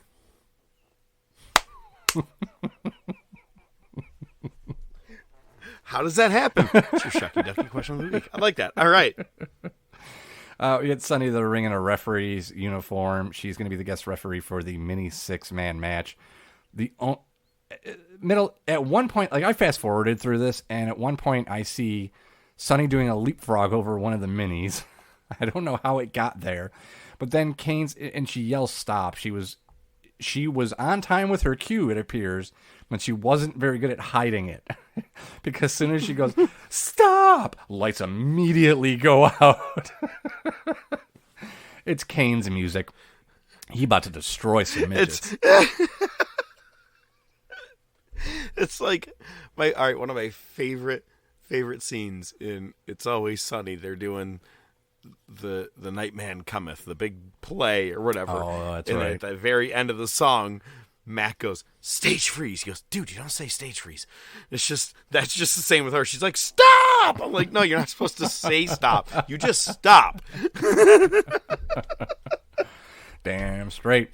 The best part is exit Q left. Sorry. Right? Well, it was exit stage left with the fucking minis, because soon as Kane comes out, that's what they do. They all powder and they hide behind commentary. There's 6 of them hiding behind commentary. The best part is that Cornette has his racket on the commentary table and he starts holding it up to like defend himself, and all the minis are grabbing it from him and like pulling him backwards. He's got like 3 midgets on him. Pull him back. Jeez. And then out of nowhere, the Headbangers are in the ring. They hit Kane with the boombox, and he no-sells it, and chokeslam, tombstone. That's your lot. Hour 2. We get DX to the ring. Cornette says Dr. Timothy Leary would be so proud. I didn't get the reference. I know who Timothy Leary is. I just don't understand what it had to do with what was going on at the moment. Do you know who Timothy Leary is? Please refresh my memory. The only way it's coming to my head is through a song. But go ahead. What song? Let the Sun Shine. Let the Sunshine In. Oh, okay. So Timothy Leary from the movie or from the show Hair. Oh, okay. There's a part where they go, answers for Timothy Leary, dearie. Timothy Leary is like the grandfather, godfather, or whatever of acid. Like he was really big into acid. Like that was his whole thing. Well, that makes sense for Hair. Okay. Right. But you know what's even more fucked up? Timothy Leary was going to run for president, and he asked John Lennon to write a campaign song for him. Lennon did. Leary didn't run. You know what song it was? Come Together. Really? Yeah. Check it out sometime. See? No shit. Bringing the knowledge. Wow. Look at you. Yeah, man. Anyway, that's all irrelevant to what the discussion that we're having right here. Shawn Michaels calls out Shamrock. Even he has to reiterate, that was a non-sanctioned match. It doesn't count. Triple H spits his gum at the camera. Now that Bret is gone, we're going to start beating the crap out of all his friends, referring to the Hart Foundation. Gives the mic to Triple H, calls out Slaughter, get your fat ass out here. When Slaughter comes in, he does like a 3 count in the air at HBK. And Shawn Michaels like, you damn well better applaud me when you come in here. You know, you get an A for effort, I guess. Triple H gets right in Slaughter's face. Who the hell do you think you are? We make the rules, not you. Your old lady's not to thrill with your privates. Having a little trouble going past half-mast. And other assorted dick jokes, and you can't please your wife. Slaughter slaps Triple H, goes after Shawn Michaels, but Triple H hits him with the briefcase. Chyna rips off his shirt, clocks him, headshot with the briefcase, pedigree, and then they randomly have rolls of toilet paper that they lay on top of him in the shape of an X and throw the rolls into the crowd, one of which gets thrown back in. So, probably where the Young Bucks get that shit from. Question. Yes? Who's in the ring? Oh, that would be Degeneration X, consisting specifically of Shawn Michaels, Triple H, Chyna, and Ravishing Rick Rude. There we go. Okay. We just had to mention that Rick Rude was in there. Because... Ravishing Rick Rude storing the toilet paper in his Halliburton. Yeah, well, you know, nobody ever had to say it was. I thought it was going to be. I thought it was going to be like a sandwich and an apple. Here, you can have it. Really? Thanks. All right. I need money for gas. I'm homeless. I mean, I don't have a car. What? Next week. If you don't know, we're referencing falling down. I couldn't come up with it there for some reason. Thank you. Hang on, I got to go into it. My other favorite one with that is that says, "This is our fucking rock, and nobody should private fucking fucking sit here." Property. Yeah. This Maybe fucking if you wrote it in means fucking you. English, I could fucking understand it. It says all that. Yeah, it says all that. All right, let's move on. All right. Light heavyweight tournament, Scott Taylor versus Eric Shelley. For those of you who aren't familiar, Scott Taylor is going to be futurely known as Scotty Too Hottie. Jarrett's on the phone with commentary. He wants them to promote a big announcement, but he's pissed off because they're talking about a guy all show that's no longer with the company. Next week on Raw, he'll have his first match since returning. Scott Taylor gets the win. I'm really excited for that match, said no one. Yeah, pretty much. You know, Mero comes back to the ring. He wants Jim Ross to get in the ring with him. He says, "This is my woman, my property, and she's being stalked. WWF isn't helping me." Calls out Butterbean. Butterbean goes to the ring. Cornette goes, "That's the biggest pair of Zubas I've ever seen." They didn't have him on commentary nearly enough. Oh, no. He was used more on, like, Superstars in, like, 94, which sucked because he was way too clean and not hitting the zingers as much as he could have. Right. Attitude Era, he should have been on commentary way more than Jerry Lawler. Instead of hearing, "Puppies!" Yeah, he would right. have been fantastic to listen to. Well, unfortunately, I mean, we know just by listening to Cornette now, that was like one of his most miserable phases of life. So, yeah, well, okay, never mind, got it.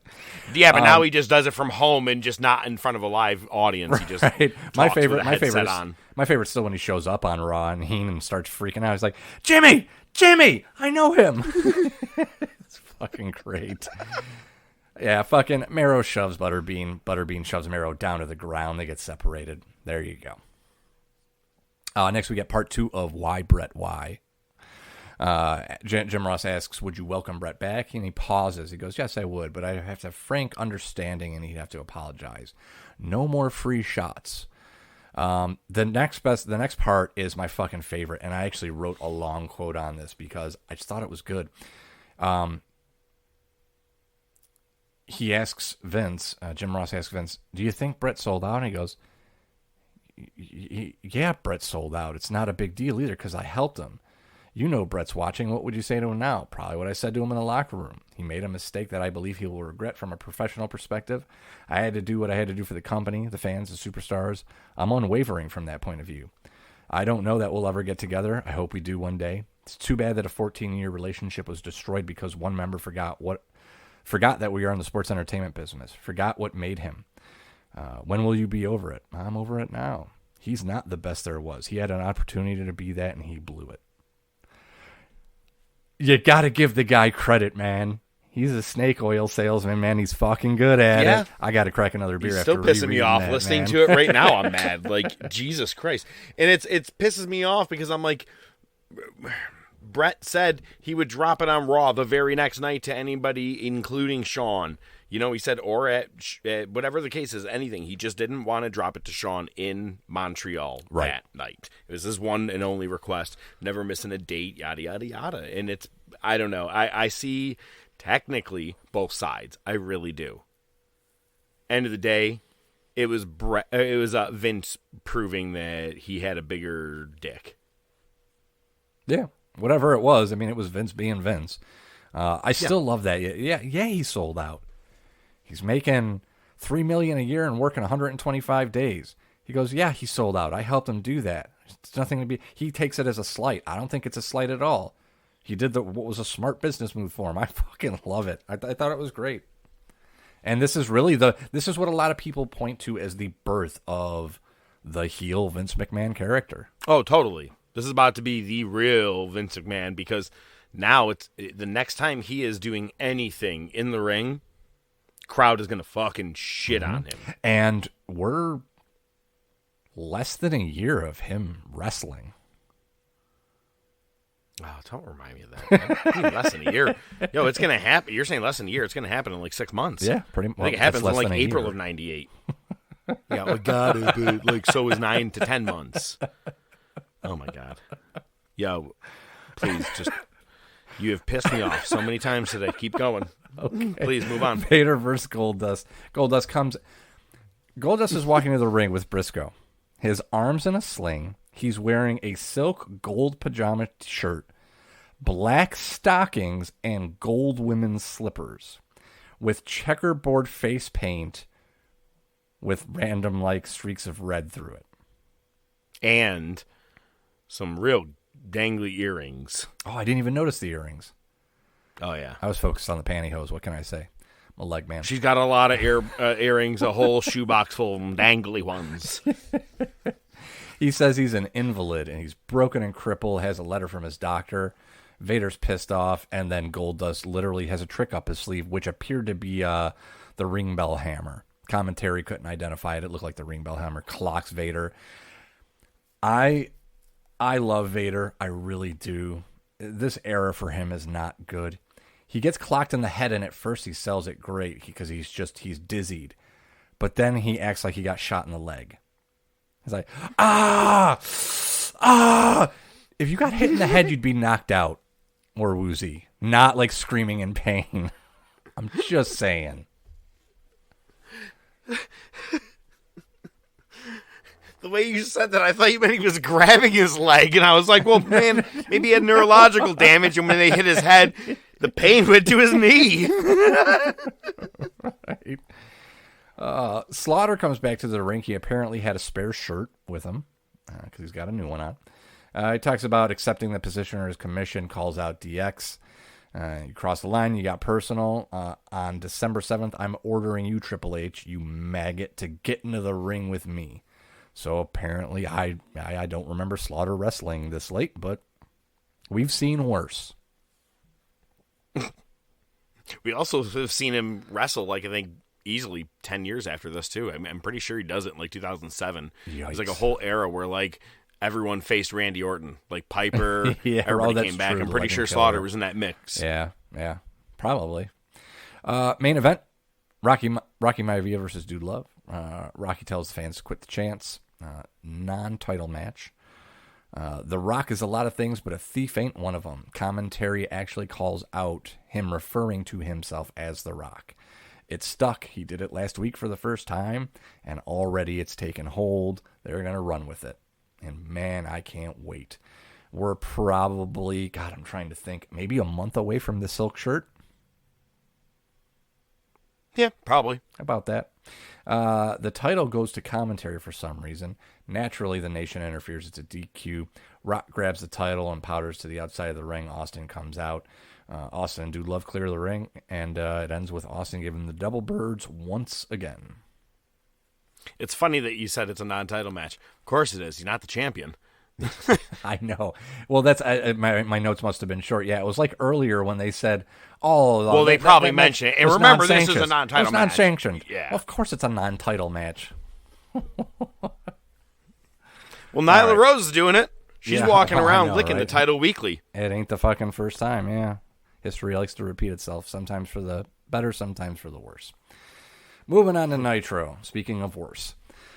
Recap of the main event from last week, which was Sting getting the shit beat out of him by the NWO for the first time. Pretty much since he showed back up. As you would expect, it starts with the NWO music, as expected. No Hogan. We get survey time with Scott Hall. They give a shout-out to Six, who's not there.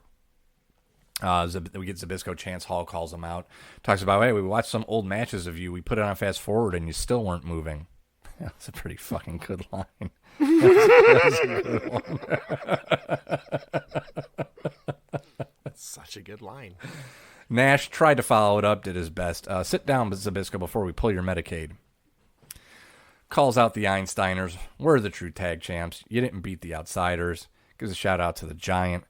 Bischoff has another surprise. It's Hogan to the Voodoo Child music. Not the actual song, but the the rip-off like most of their music. Hogan stops halfway down the ramp, points to the back. Oh, what a difference a day makes. Rick Rude. Not a full beard. Now he's got the porn stash. Yep. Hey, I mean, when we look back at Rick Rude, we always think the porn stash. Come on. Yeah. What I like is, I think for the most part, when I think about this happening, I think of, oh, what a difference a day makes.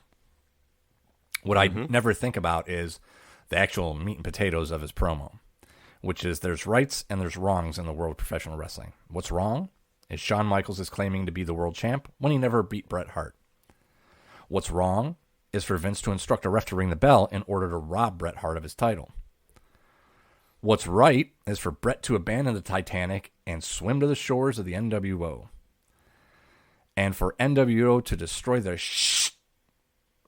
out of the man called Sting. The only thing wrong is that I didn't have a chance to participate. This time, I will partake.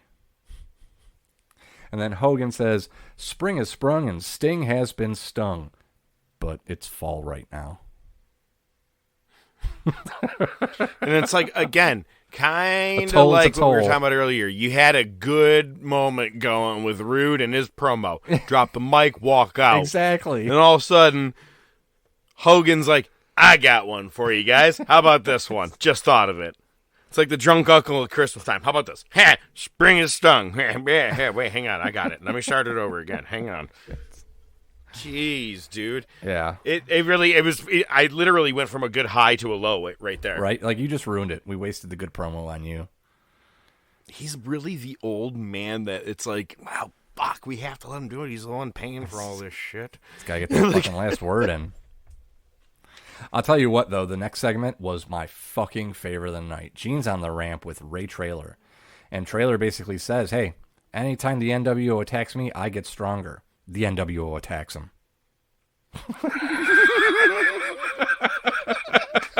Time to toughen up, bitch.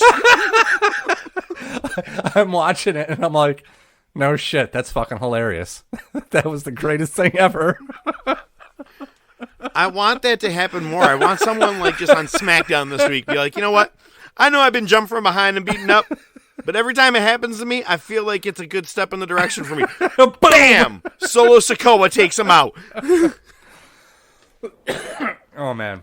I like it. Oh, so great. All right, next week, Glacier versus Mang. Hart gets on the apron for a distraction, calls out the Barbarian. Mang actually gets the pin clean with the tongue and death grip. The ping. Mang gets the ping. Again, another moment of the night. Ernest Miller comes down and makes the save. He jumps Jimmy Hart out of the ring, but then Mang just gets the death grip on him and puts him down. And then he puts a plug out for his upcoming VHS tape, the Billy Blanks rocking out with your socks out. I forgot about that. Who the fuck is this? Billy Blanks? Next is Alex Wright versus Mongo. Mongo doesn't break the 5 count and gets disqualified after tossing Nick Patrick across the ring. Time to move on. All right. I think it's good use. You don't see it all too often where people just break that count because they're too pissed off and a DQ happens. Right. That's a great way to begin a feud. I mean, like a very simple, easy way. And you know what I mean? Well, you didn't beat me, whatever. But just saying. No, I agree with you. Easy, smart. Yeah, but the whole thing sucked from the get-go, so it doesn't matter. Yeah, have Mongo. Jericho versus Mysterio's next. First line that I wrote from my notes on this was, is this what I think it is? Spoiler, it's not, though it is the beginning, I think. It's their first match against each other, ever. They've tag teamed together, but never against each other. Crowd's behind Ray a lot more. You can tell Jericho's bothered by it, and Jericho's doing a lot more power moves rather than technical and finesse moves. Jericho hits a power bomb, lifts him back up at the 2 count, power bombs him again lifts him up after the 2 count. Ray reverses into a Rana for the win. Do you know what I'm referencing? Well, I do. Okay. 100%. Yep. Yeah. Okay. So next we get Bischoff. He goes to commentary to fuck with Zbyszko. He does the thing. He comes up, flicks his ear, then he leaves, and then he comes back, does it again. Zbyszko takes the bait, and NWO beats him down, holds him for Bischoff to get a couple kicks in.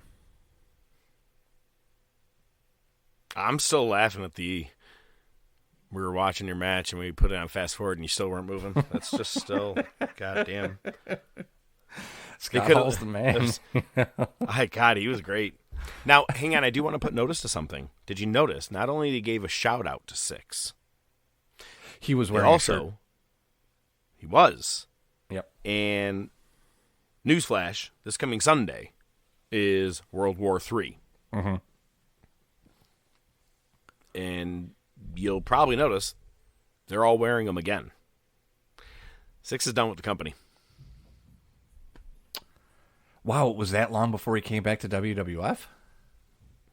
Yes, because he was out, and I believe there was an injury, but between now and I believe the end of this year, he ends up being fired via fax or whatever from Eric Bischoff. Huh. Yup. Well, so he was pretty wrestled pilled his last up match, shit. and he had his last and he's had his last appearance on Nitro. So, number 6. Yeah. Wow, because I know when he shows up in WWF, but that's everybody does, 6 but months it's more away. of like that's March. Oh, it's March. Wasn't even April, I believe. So yeah, 5 months. But still, okay, whatever, but it would like be within a week. But still, it's he spent a couple months, but it probably a 90 days, maybe. I don't know if good they call. had the no Could be. compete clause back then. Yeah, that makes sense. Yeah. Well, no, there's no way they had a no compete clause. Fucking Benoit won the title one night on pay-per-view, dropped it off, and then was like, I'm heading to Raw later. Yeah, that's actually another good call. Fuck, I don't know. Let's move past it. We know when he gets there. We'll talk about it. No, let's break this down for a couple hours. Hang on. Contract negotiations. All right. Next we get Villano 4 and or 5 versus DDP. I don't remember which one he was wrestling, but either way, DDP wins.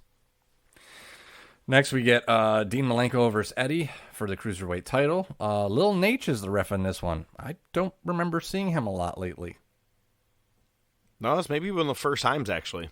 Yeah? Real young. Very young. Very Nate-y. Ray comes out to watch during the match. He's going to be facing the winner at World War III for the title. The thing is, they both hit the mat after, what the fuck was it? I think it was just an avalanche backdrop or something like that. Neither of them can beat the 10 count to their feet. It's a double count. See how that one works out. Next, we get Scotty Riggs versus Saturn for the TV title. Kidman gets on the mic, says he's been authorized by Raven to give you one more chance to join. Riggs did a cool move for me. I mean, first of all, it's Scotty Riggs. He gets on the top turnbuckle, and he actually jumps over the guardrail onto the flock. Looked good. I thought it was pretty cool. As soon as he did it, I was like, Riggs! Yeah. You crazy son of a bitch! There you go. Saturn gets the win. Flock starts a beat down. Raven stops him. Almost as good as the Ray Trailer segment. The Steiners come out for their match, and they're immediately jumped by the NWO. They just didn't say they like getting beat up by the NWO ahead of it this time. They didn't call the shot. Some reverse Babe Ruth kind of shit. Right. It's like pointing to the catcher. I'm about to strike out. Next, we get Hennig versus Luger for the U.S. title. There was a ref bump. Hennig Lex uses the title Luger, on Luger. you might be the narcissist, but I'm Kurt Hennig. Yeah, Giant comes to the ring. I can take your torture rack. You're what? Oh, torture rack. I gotcha. Sometimes the rain came up. Sideways. Staying in rain. Man, it's just, I can't believe I've been saying it wrong for so fucking long. And now it's bothering me to say Hennig, because now every time I hit it, I still feel like I have a nasally thing going on. Like I'm like Hennig. You're from like Rochester. I still am not you're hitting gonna have the a N. nasally thing. Yeah, you can't do much about it. What do you mean? I really hope you did that on purpose, because if not... We'll find out. Kayfabe, pal. Hennig versus Luger U.S. title. It's a DQ. The Giant shows up to the ring, and myself and commentary both say, oh, it's about time somebody showed up to defend the WCW. Giant stays in the ring. He has a match with Scott Hall. Nash goes to commentary. Heenan immediately runs away because he's a fucking weasel. Hall takes a choke slam. takes the choke slam away from the Giant. He starts working the arm. He hits it on the turnbuckle and the post. You see the Giant's hand and arm all cut up, bleeding. Naturally, as throughout the last few weeks in this show, the NWO interferes and it's a DQ. But finally, the locker room empties and WCW shows up. You get Public Enemy, the Villanos, Jericho, Malenko, Regal, Glacier, Mongo, a bunch of other people. I didn't write their names down. And we are 6 days away from World War III for the 6th time. Oh, okay. 6th anniversary, yep. Yeah. Good night, folks. You know, WCW style. Well, it's funny because is the furthest out I am right now is I just recently watched World War III. That's it. That's as far out as I've gone. So I'm just at the pay-per-view.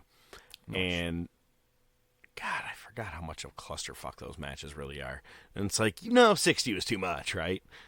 Like, it's just way too much to pay attention to at once. But, Yeah, right. WCW. 3 cameras, 3 rings. Didn't work. Well, you know what does work?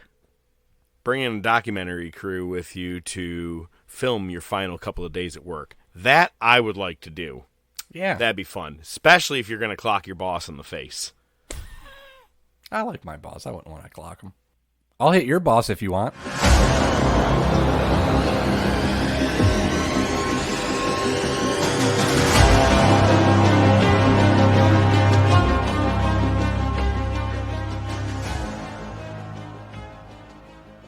Piece of shit's locked himself in his office.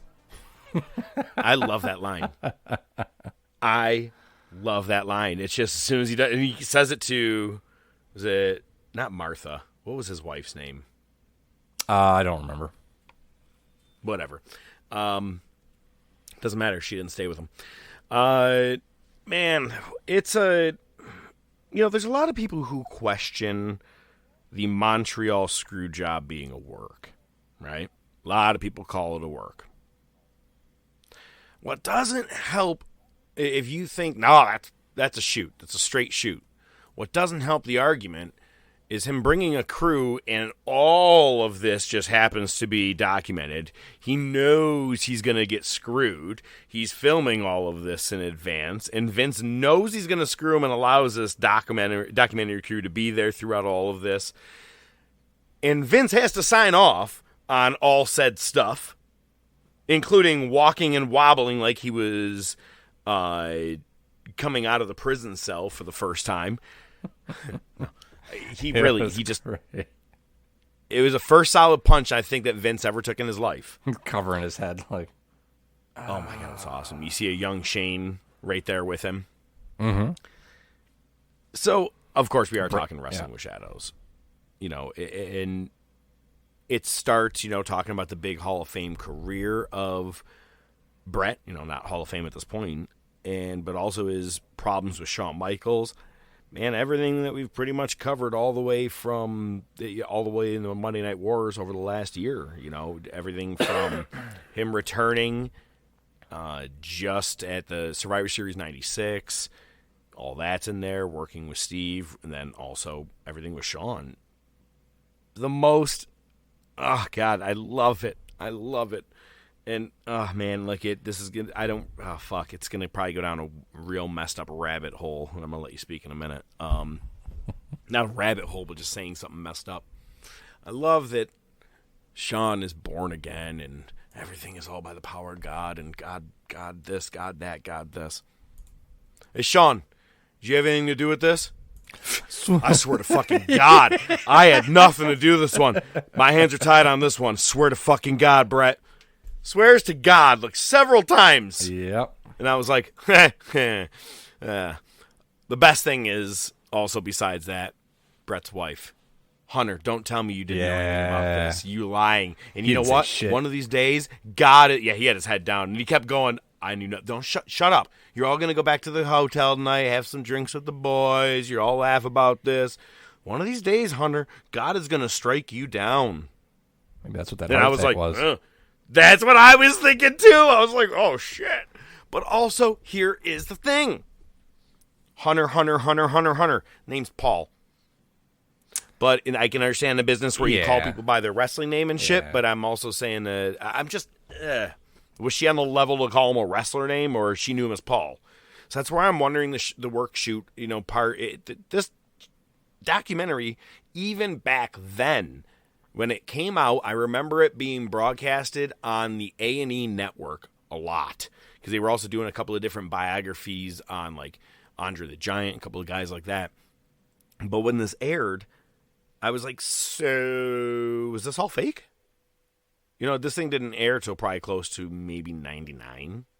Because at the end of it, it says, Bret currently works for WCW in Turner Broadcasting, blah, blah, blah. And I was like, oh, they haven't talked about the concussion.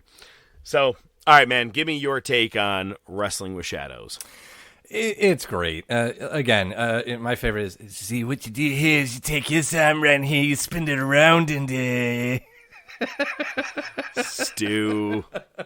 Hey, and we also, this is the backstage segment of, so, hey, what should I, what do you want me to say? I don't know, say you're going to get hungry. Oh, You're yeah. forget your manners. Yeah, we're going to forget our manners. That's him prepping Anvil. Yeah, and it was awesome, dude. And it's kind of, I like the backstage scenes of that, especially on something that's so worldwide televised. If you show me the backstage of some guys in, like, Ring of Honor or something like that, I'm like, whatever. Lanny Poffo getting choked things come out. together, yeah, there's that. It's... Yeah, it's cool. It's cool as shit to see because Bret's pretty much giving him his lines. He's like because Jim obviously apparently didn't know what to say, so Bret's like, yeah, say this or say, and he kept changing it, and Neidhart's just laughing. He's loving it. I love them talking about the family. They show the family for Stu Hart's birthday. They talk about the dungeon. Bret talks about him breaking his ribs when he was fighting Dino Bravo. Him playing video games with his kid playing as The Undertaker, which is right around the time where he fought The Undertaker for the title. They show the Simpsons episode that Bret was in. They show him in Canada. It's fucking great. The whole thing is great. The waffling on the contracts. They show him signing his WCW contract and him telling the cameras to leave the room. The whole thing, it's great. It really, so you had Vince and the Why Bret Why, right? And that was his opportunity to flip the script and play the victim. But then you had this, which was really more in depth. And then there was the whole thing with Vince. He's like, what did he say? He said something like, I cold cocked him, or I knocked him out, or something like that. And he wore he wore a wire into the meeting with Vince before the match. Mm-hmm. It's just, what I really like, Vince, is I'll drop the title to Sean tomorrow night, but tonight if we could just do a schmoz, and you hear Vince go, yeah, whatever you want. Whatever you want. And said it a couple of times. Yep.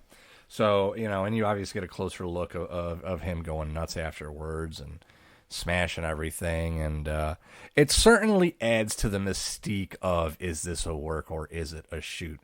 And I still love Cornette on Dark Side. He goes, that's for real. They really screwed that guy. I like when he says that. Nothing to do with Wrestling with Shadows, but all aspects of it. Him with his family, him with his kids, the relationship he has with the other workers. Very obvious Sonny had a crush on him. But then again, who didn't she have a crush on? Right. So, it's not in this, but in the greatest rivalries thing, he said one of the biggest things that actually did piss him off, or things that made him sad, was he did look at Vince as a father figure. Bret did, right. Because that many years you work for someone and you're on the road with them and you're seeing him more than you are your own father. It's understandably so how you could have that admiration to someone. Sure, and on top of that, Vince made him a 6-time world champion. Exactly. 5. I thought it was 6. 5-time world champ. Okay. When he beat Undertaker at SummerSlam, threw up the hand for 5, and that was when he dropped it. Oh, that's right. Yeah, you're right. You're right. Yeah, my bad. All right. No, it is. It is your bad. So, But one of the things that, I always did admire was that when Bret did have his stroke and he was in the hospital, the first phone call that came through was Vince. And he goes, I understand we're at odds, and he gave me a good Vince McMahon pep talk, and he goes, and Bret I let everything stroked go that day. Bret. Wow! Wow! Jesus! I have no sympathy for Bret's stroke.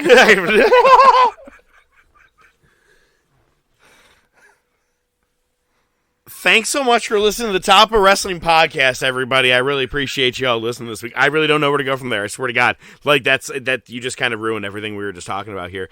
As normal, from the beginning of the day all the way to the very end, you have messed this show up. Look at he's over here. He's got tears rolling down his eyes. He's so proud of himself right now. Oh my God.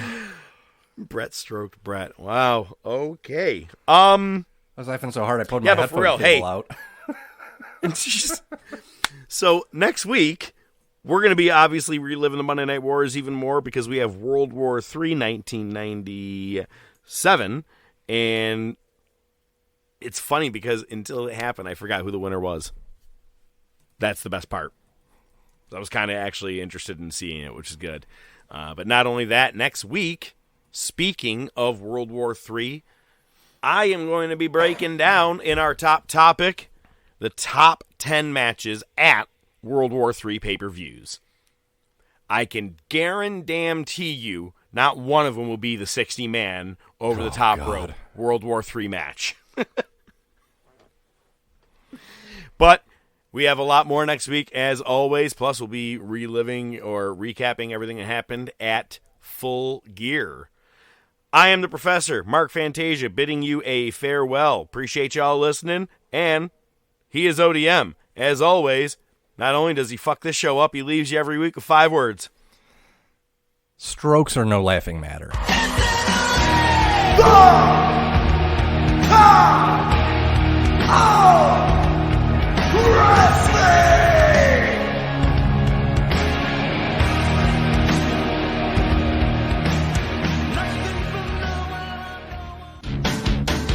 The Top of Wrestling Podcast is brought to you by The Top of Wrestling Podcast. Your hosts are the Professor, Mark Fantasia, and ODM, Joe Rizzo, with special weekly segments by Nightwing the Analyst, Rashawn Hilton. Without your continued support, it would just be some guys talking wrestling. Feel free to interact with the show on Twitter, YouTube, Facebook, and by email at thetopofwrestling@gmail.com.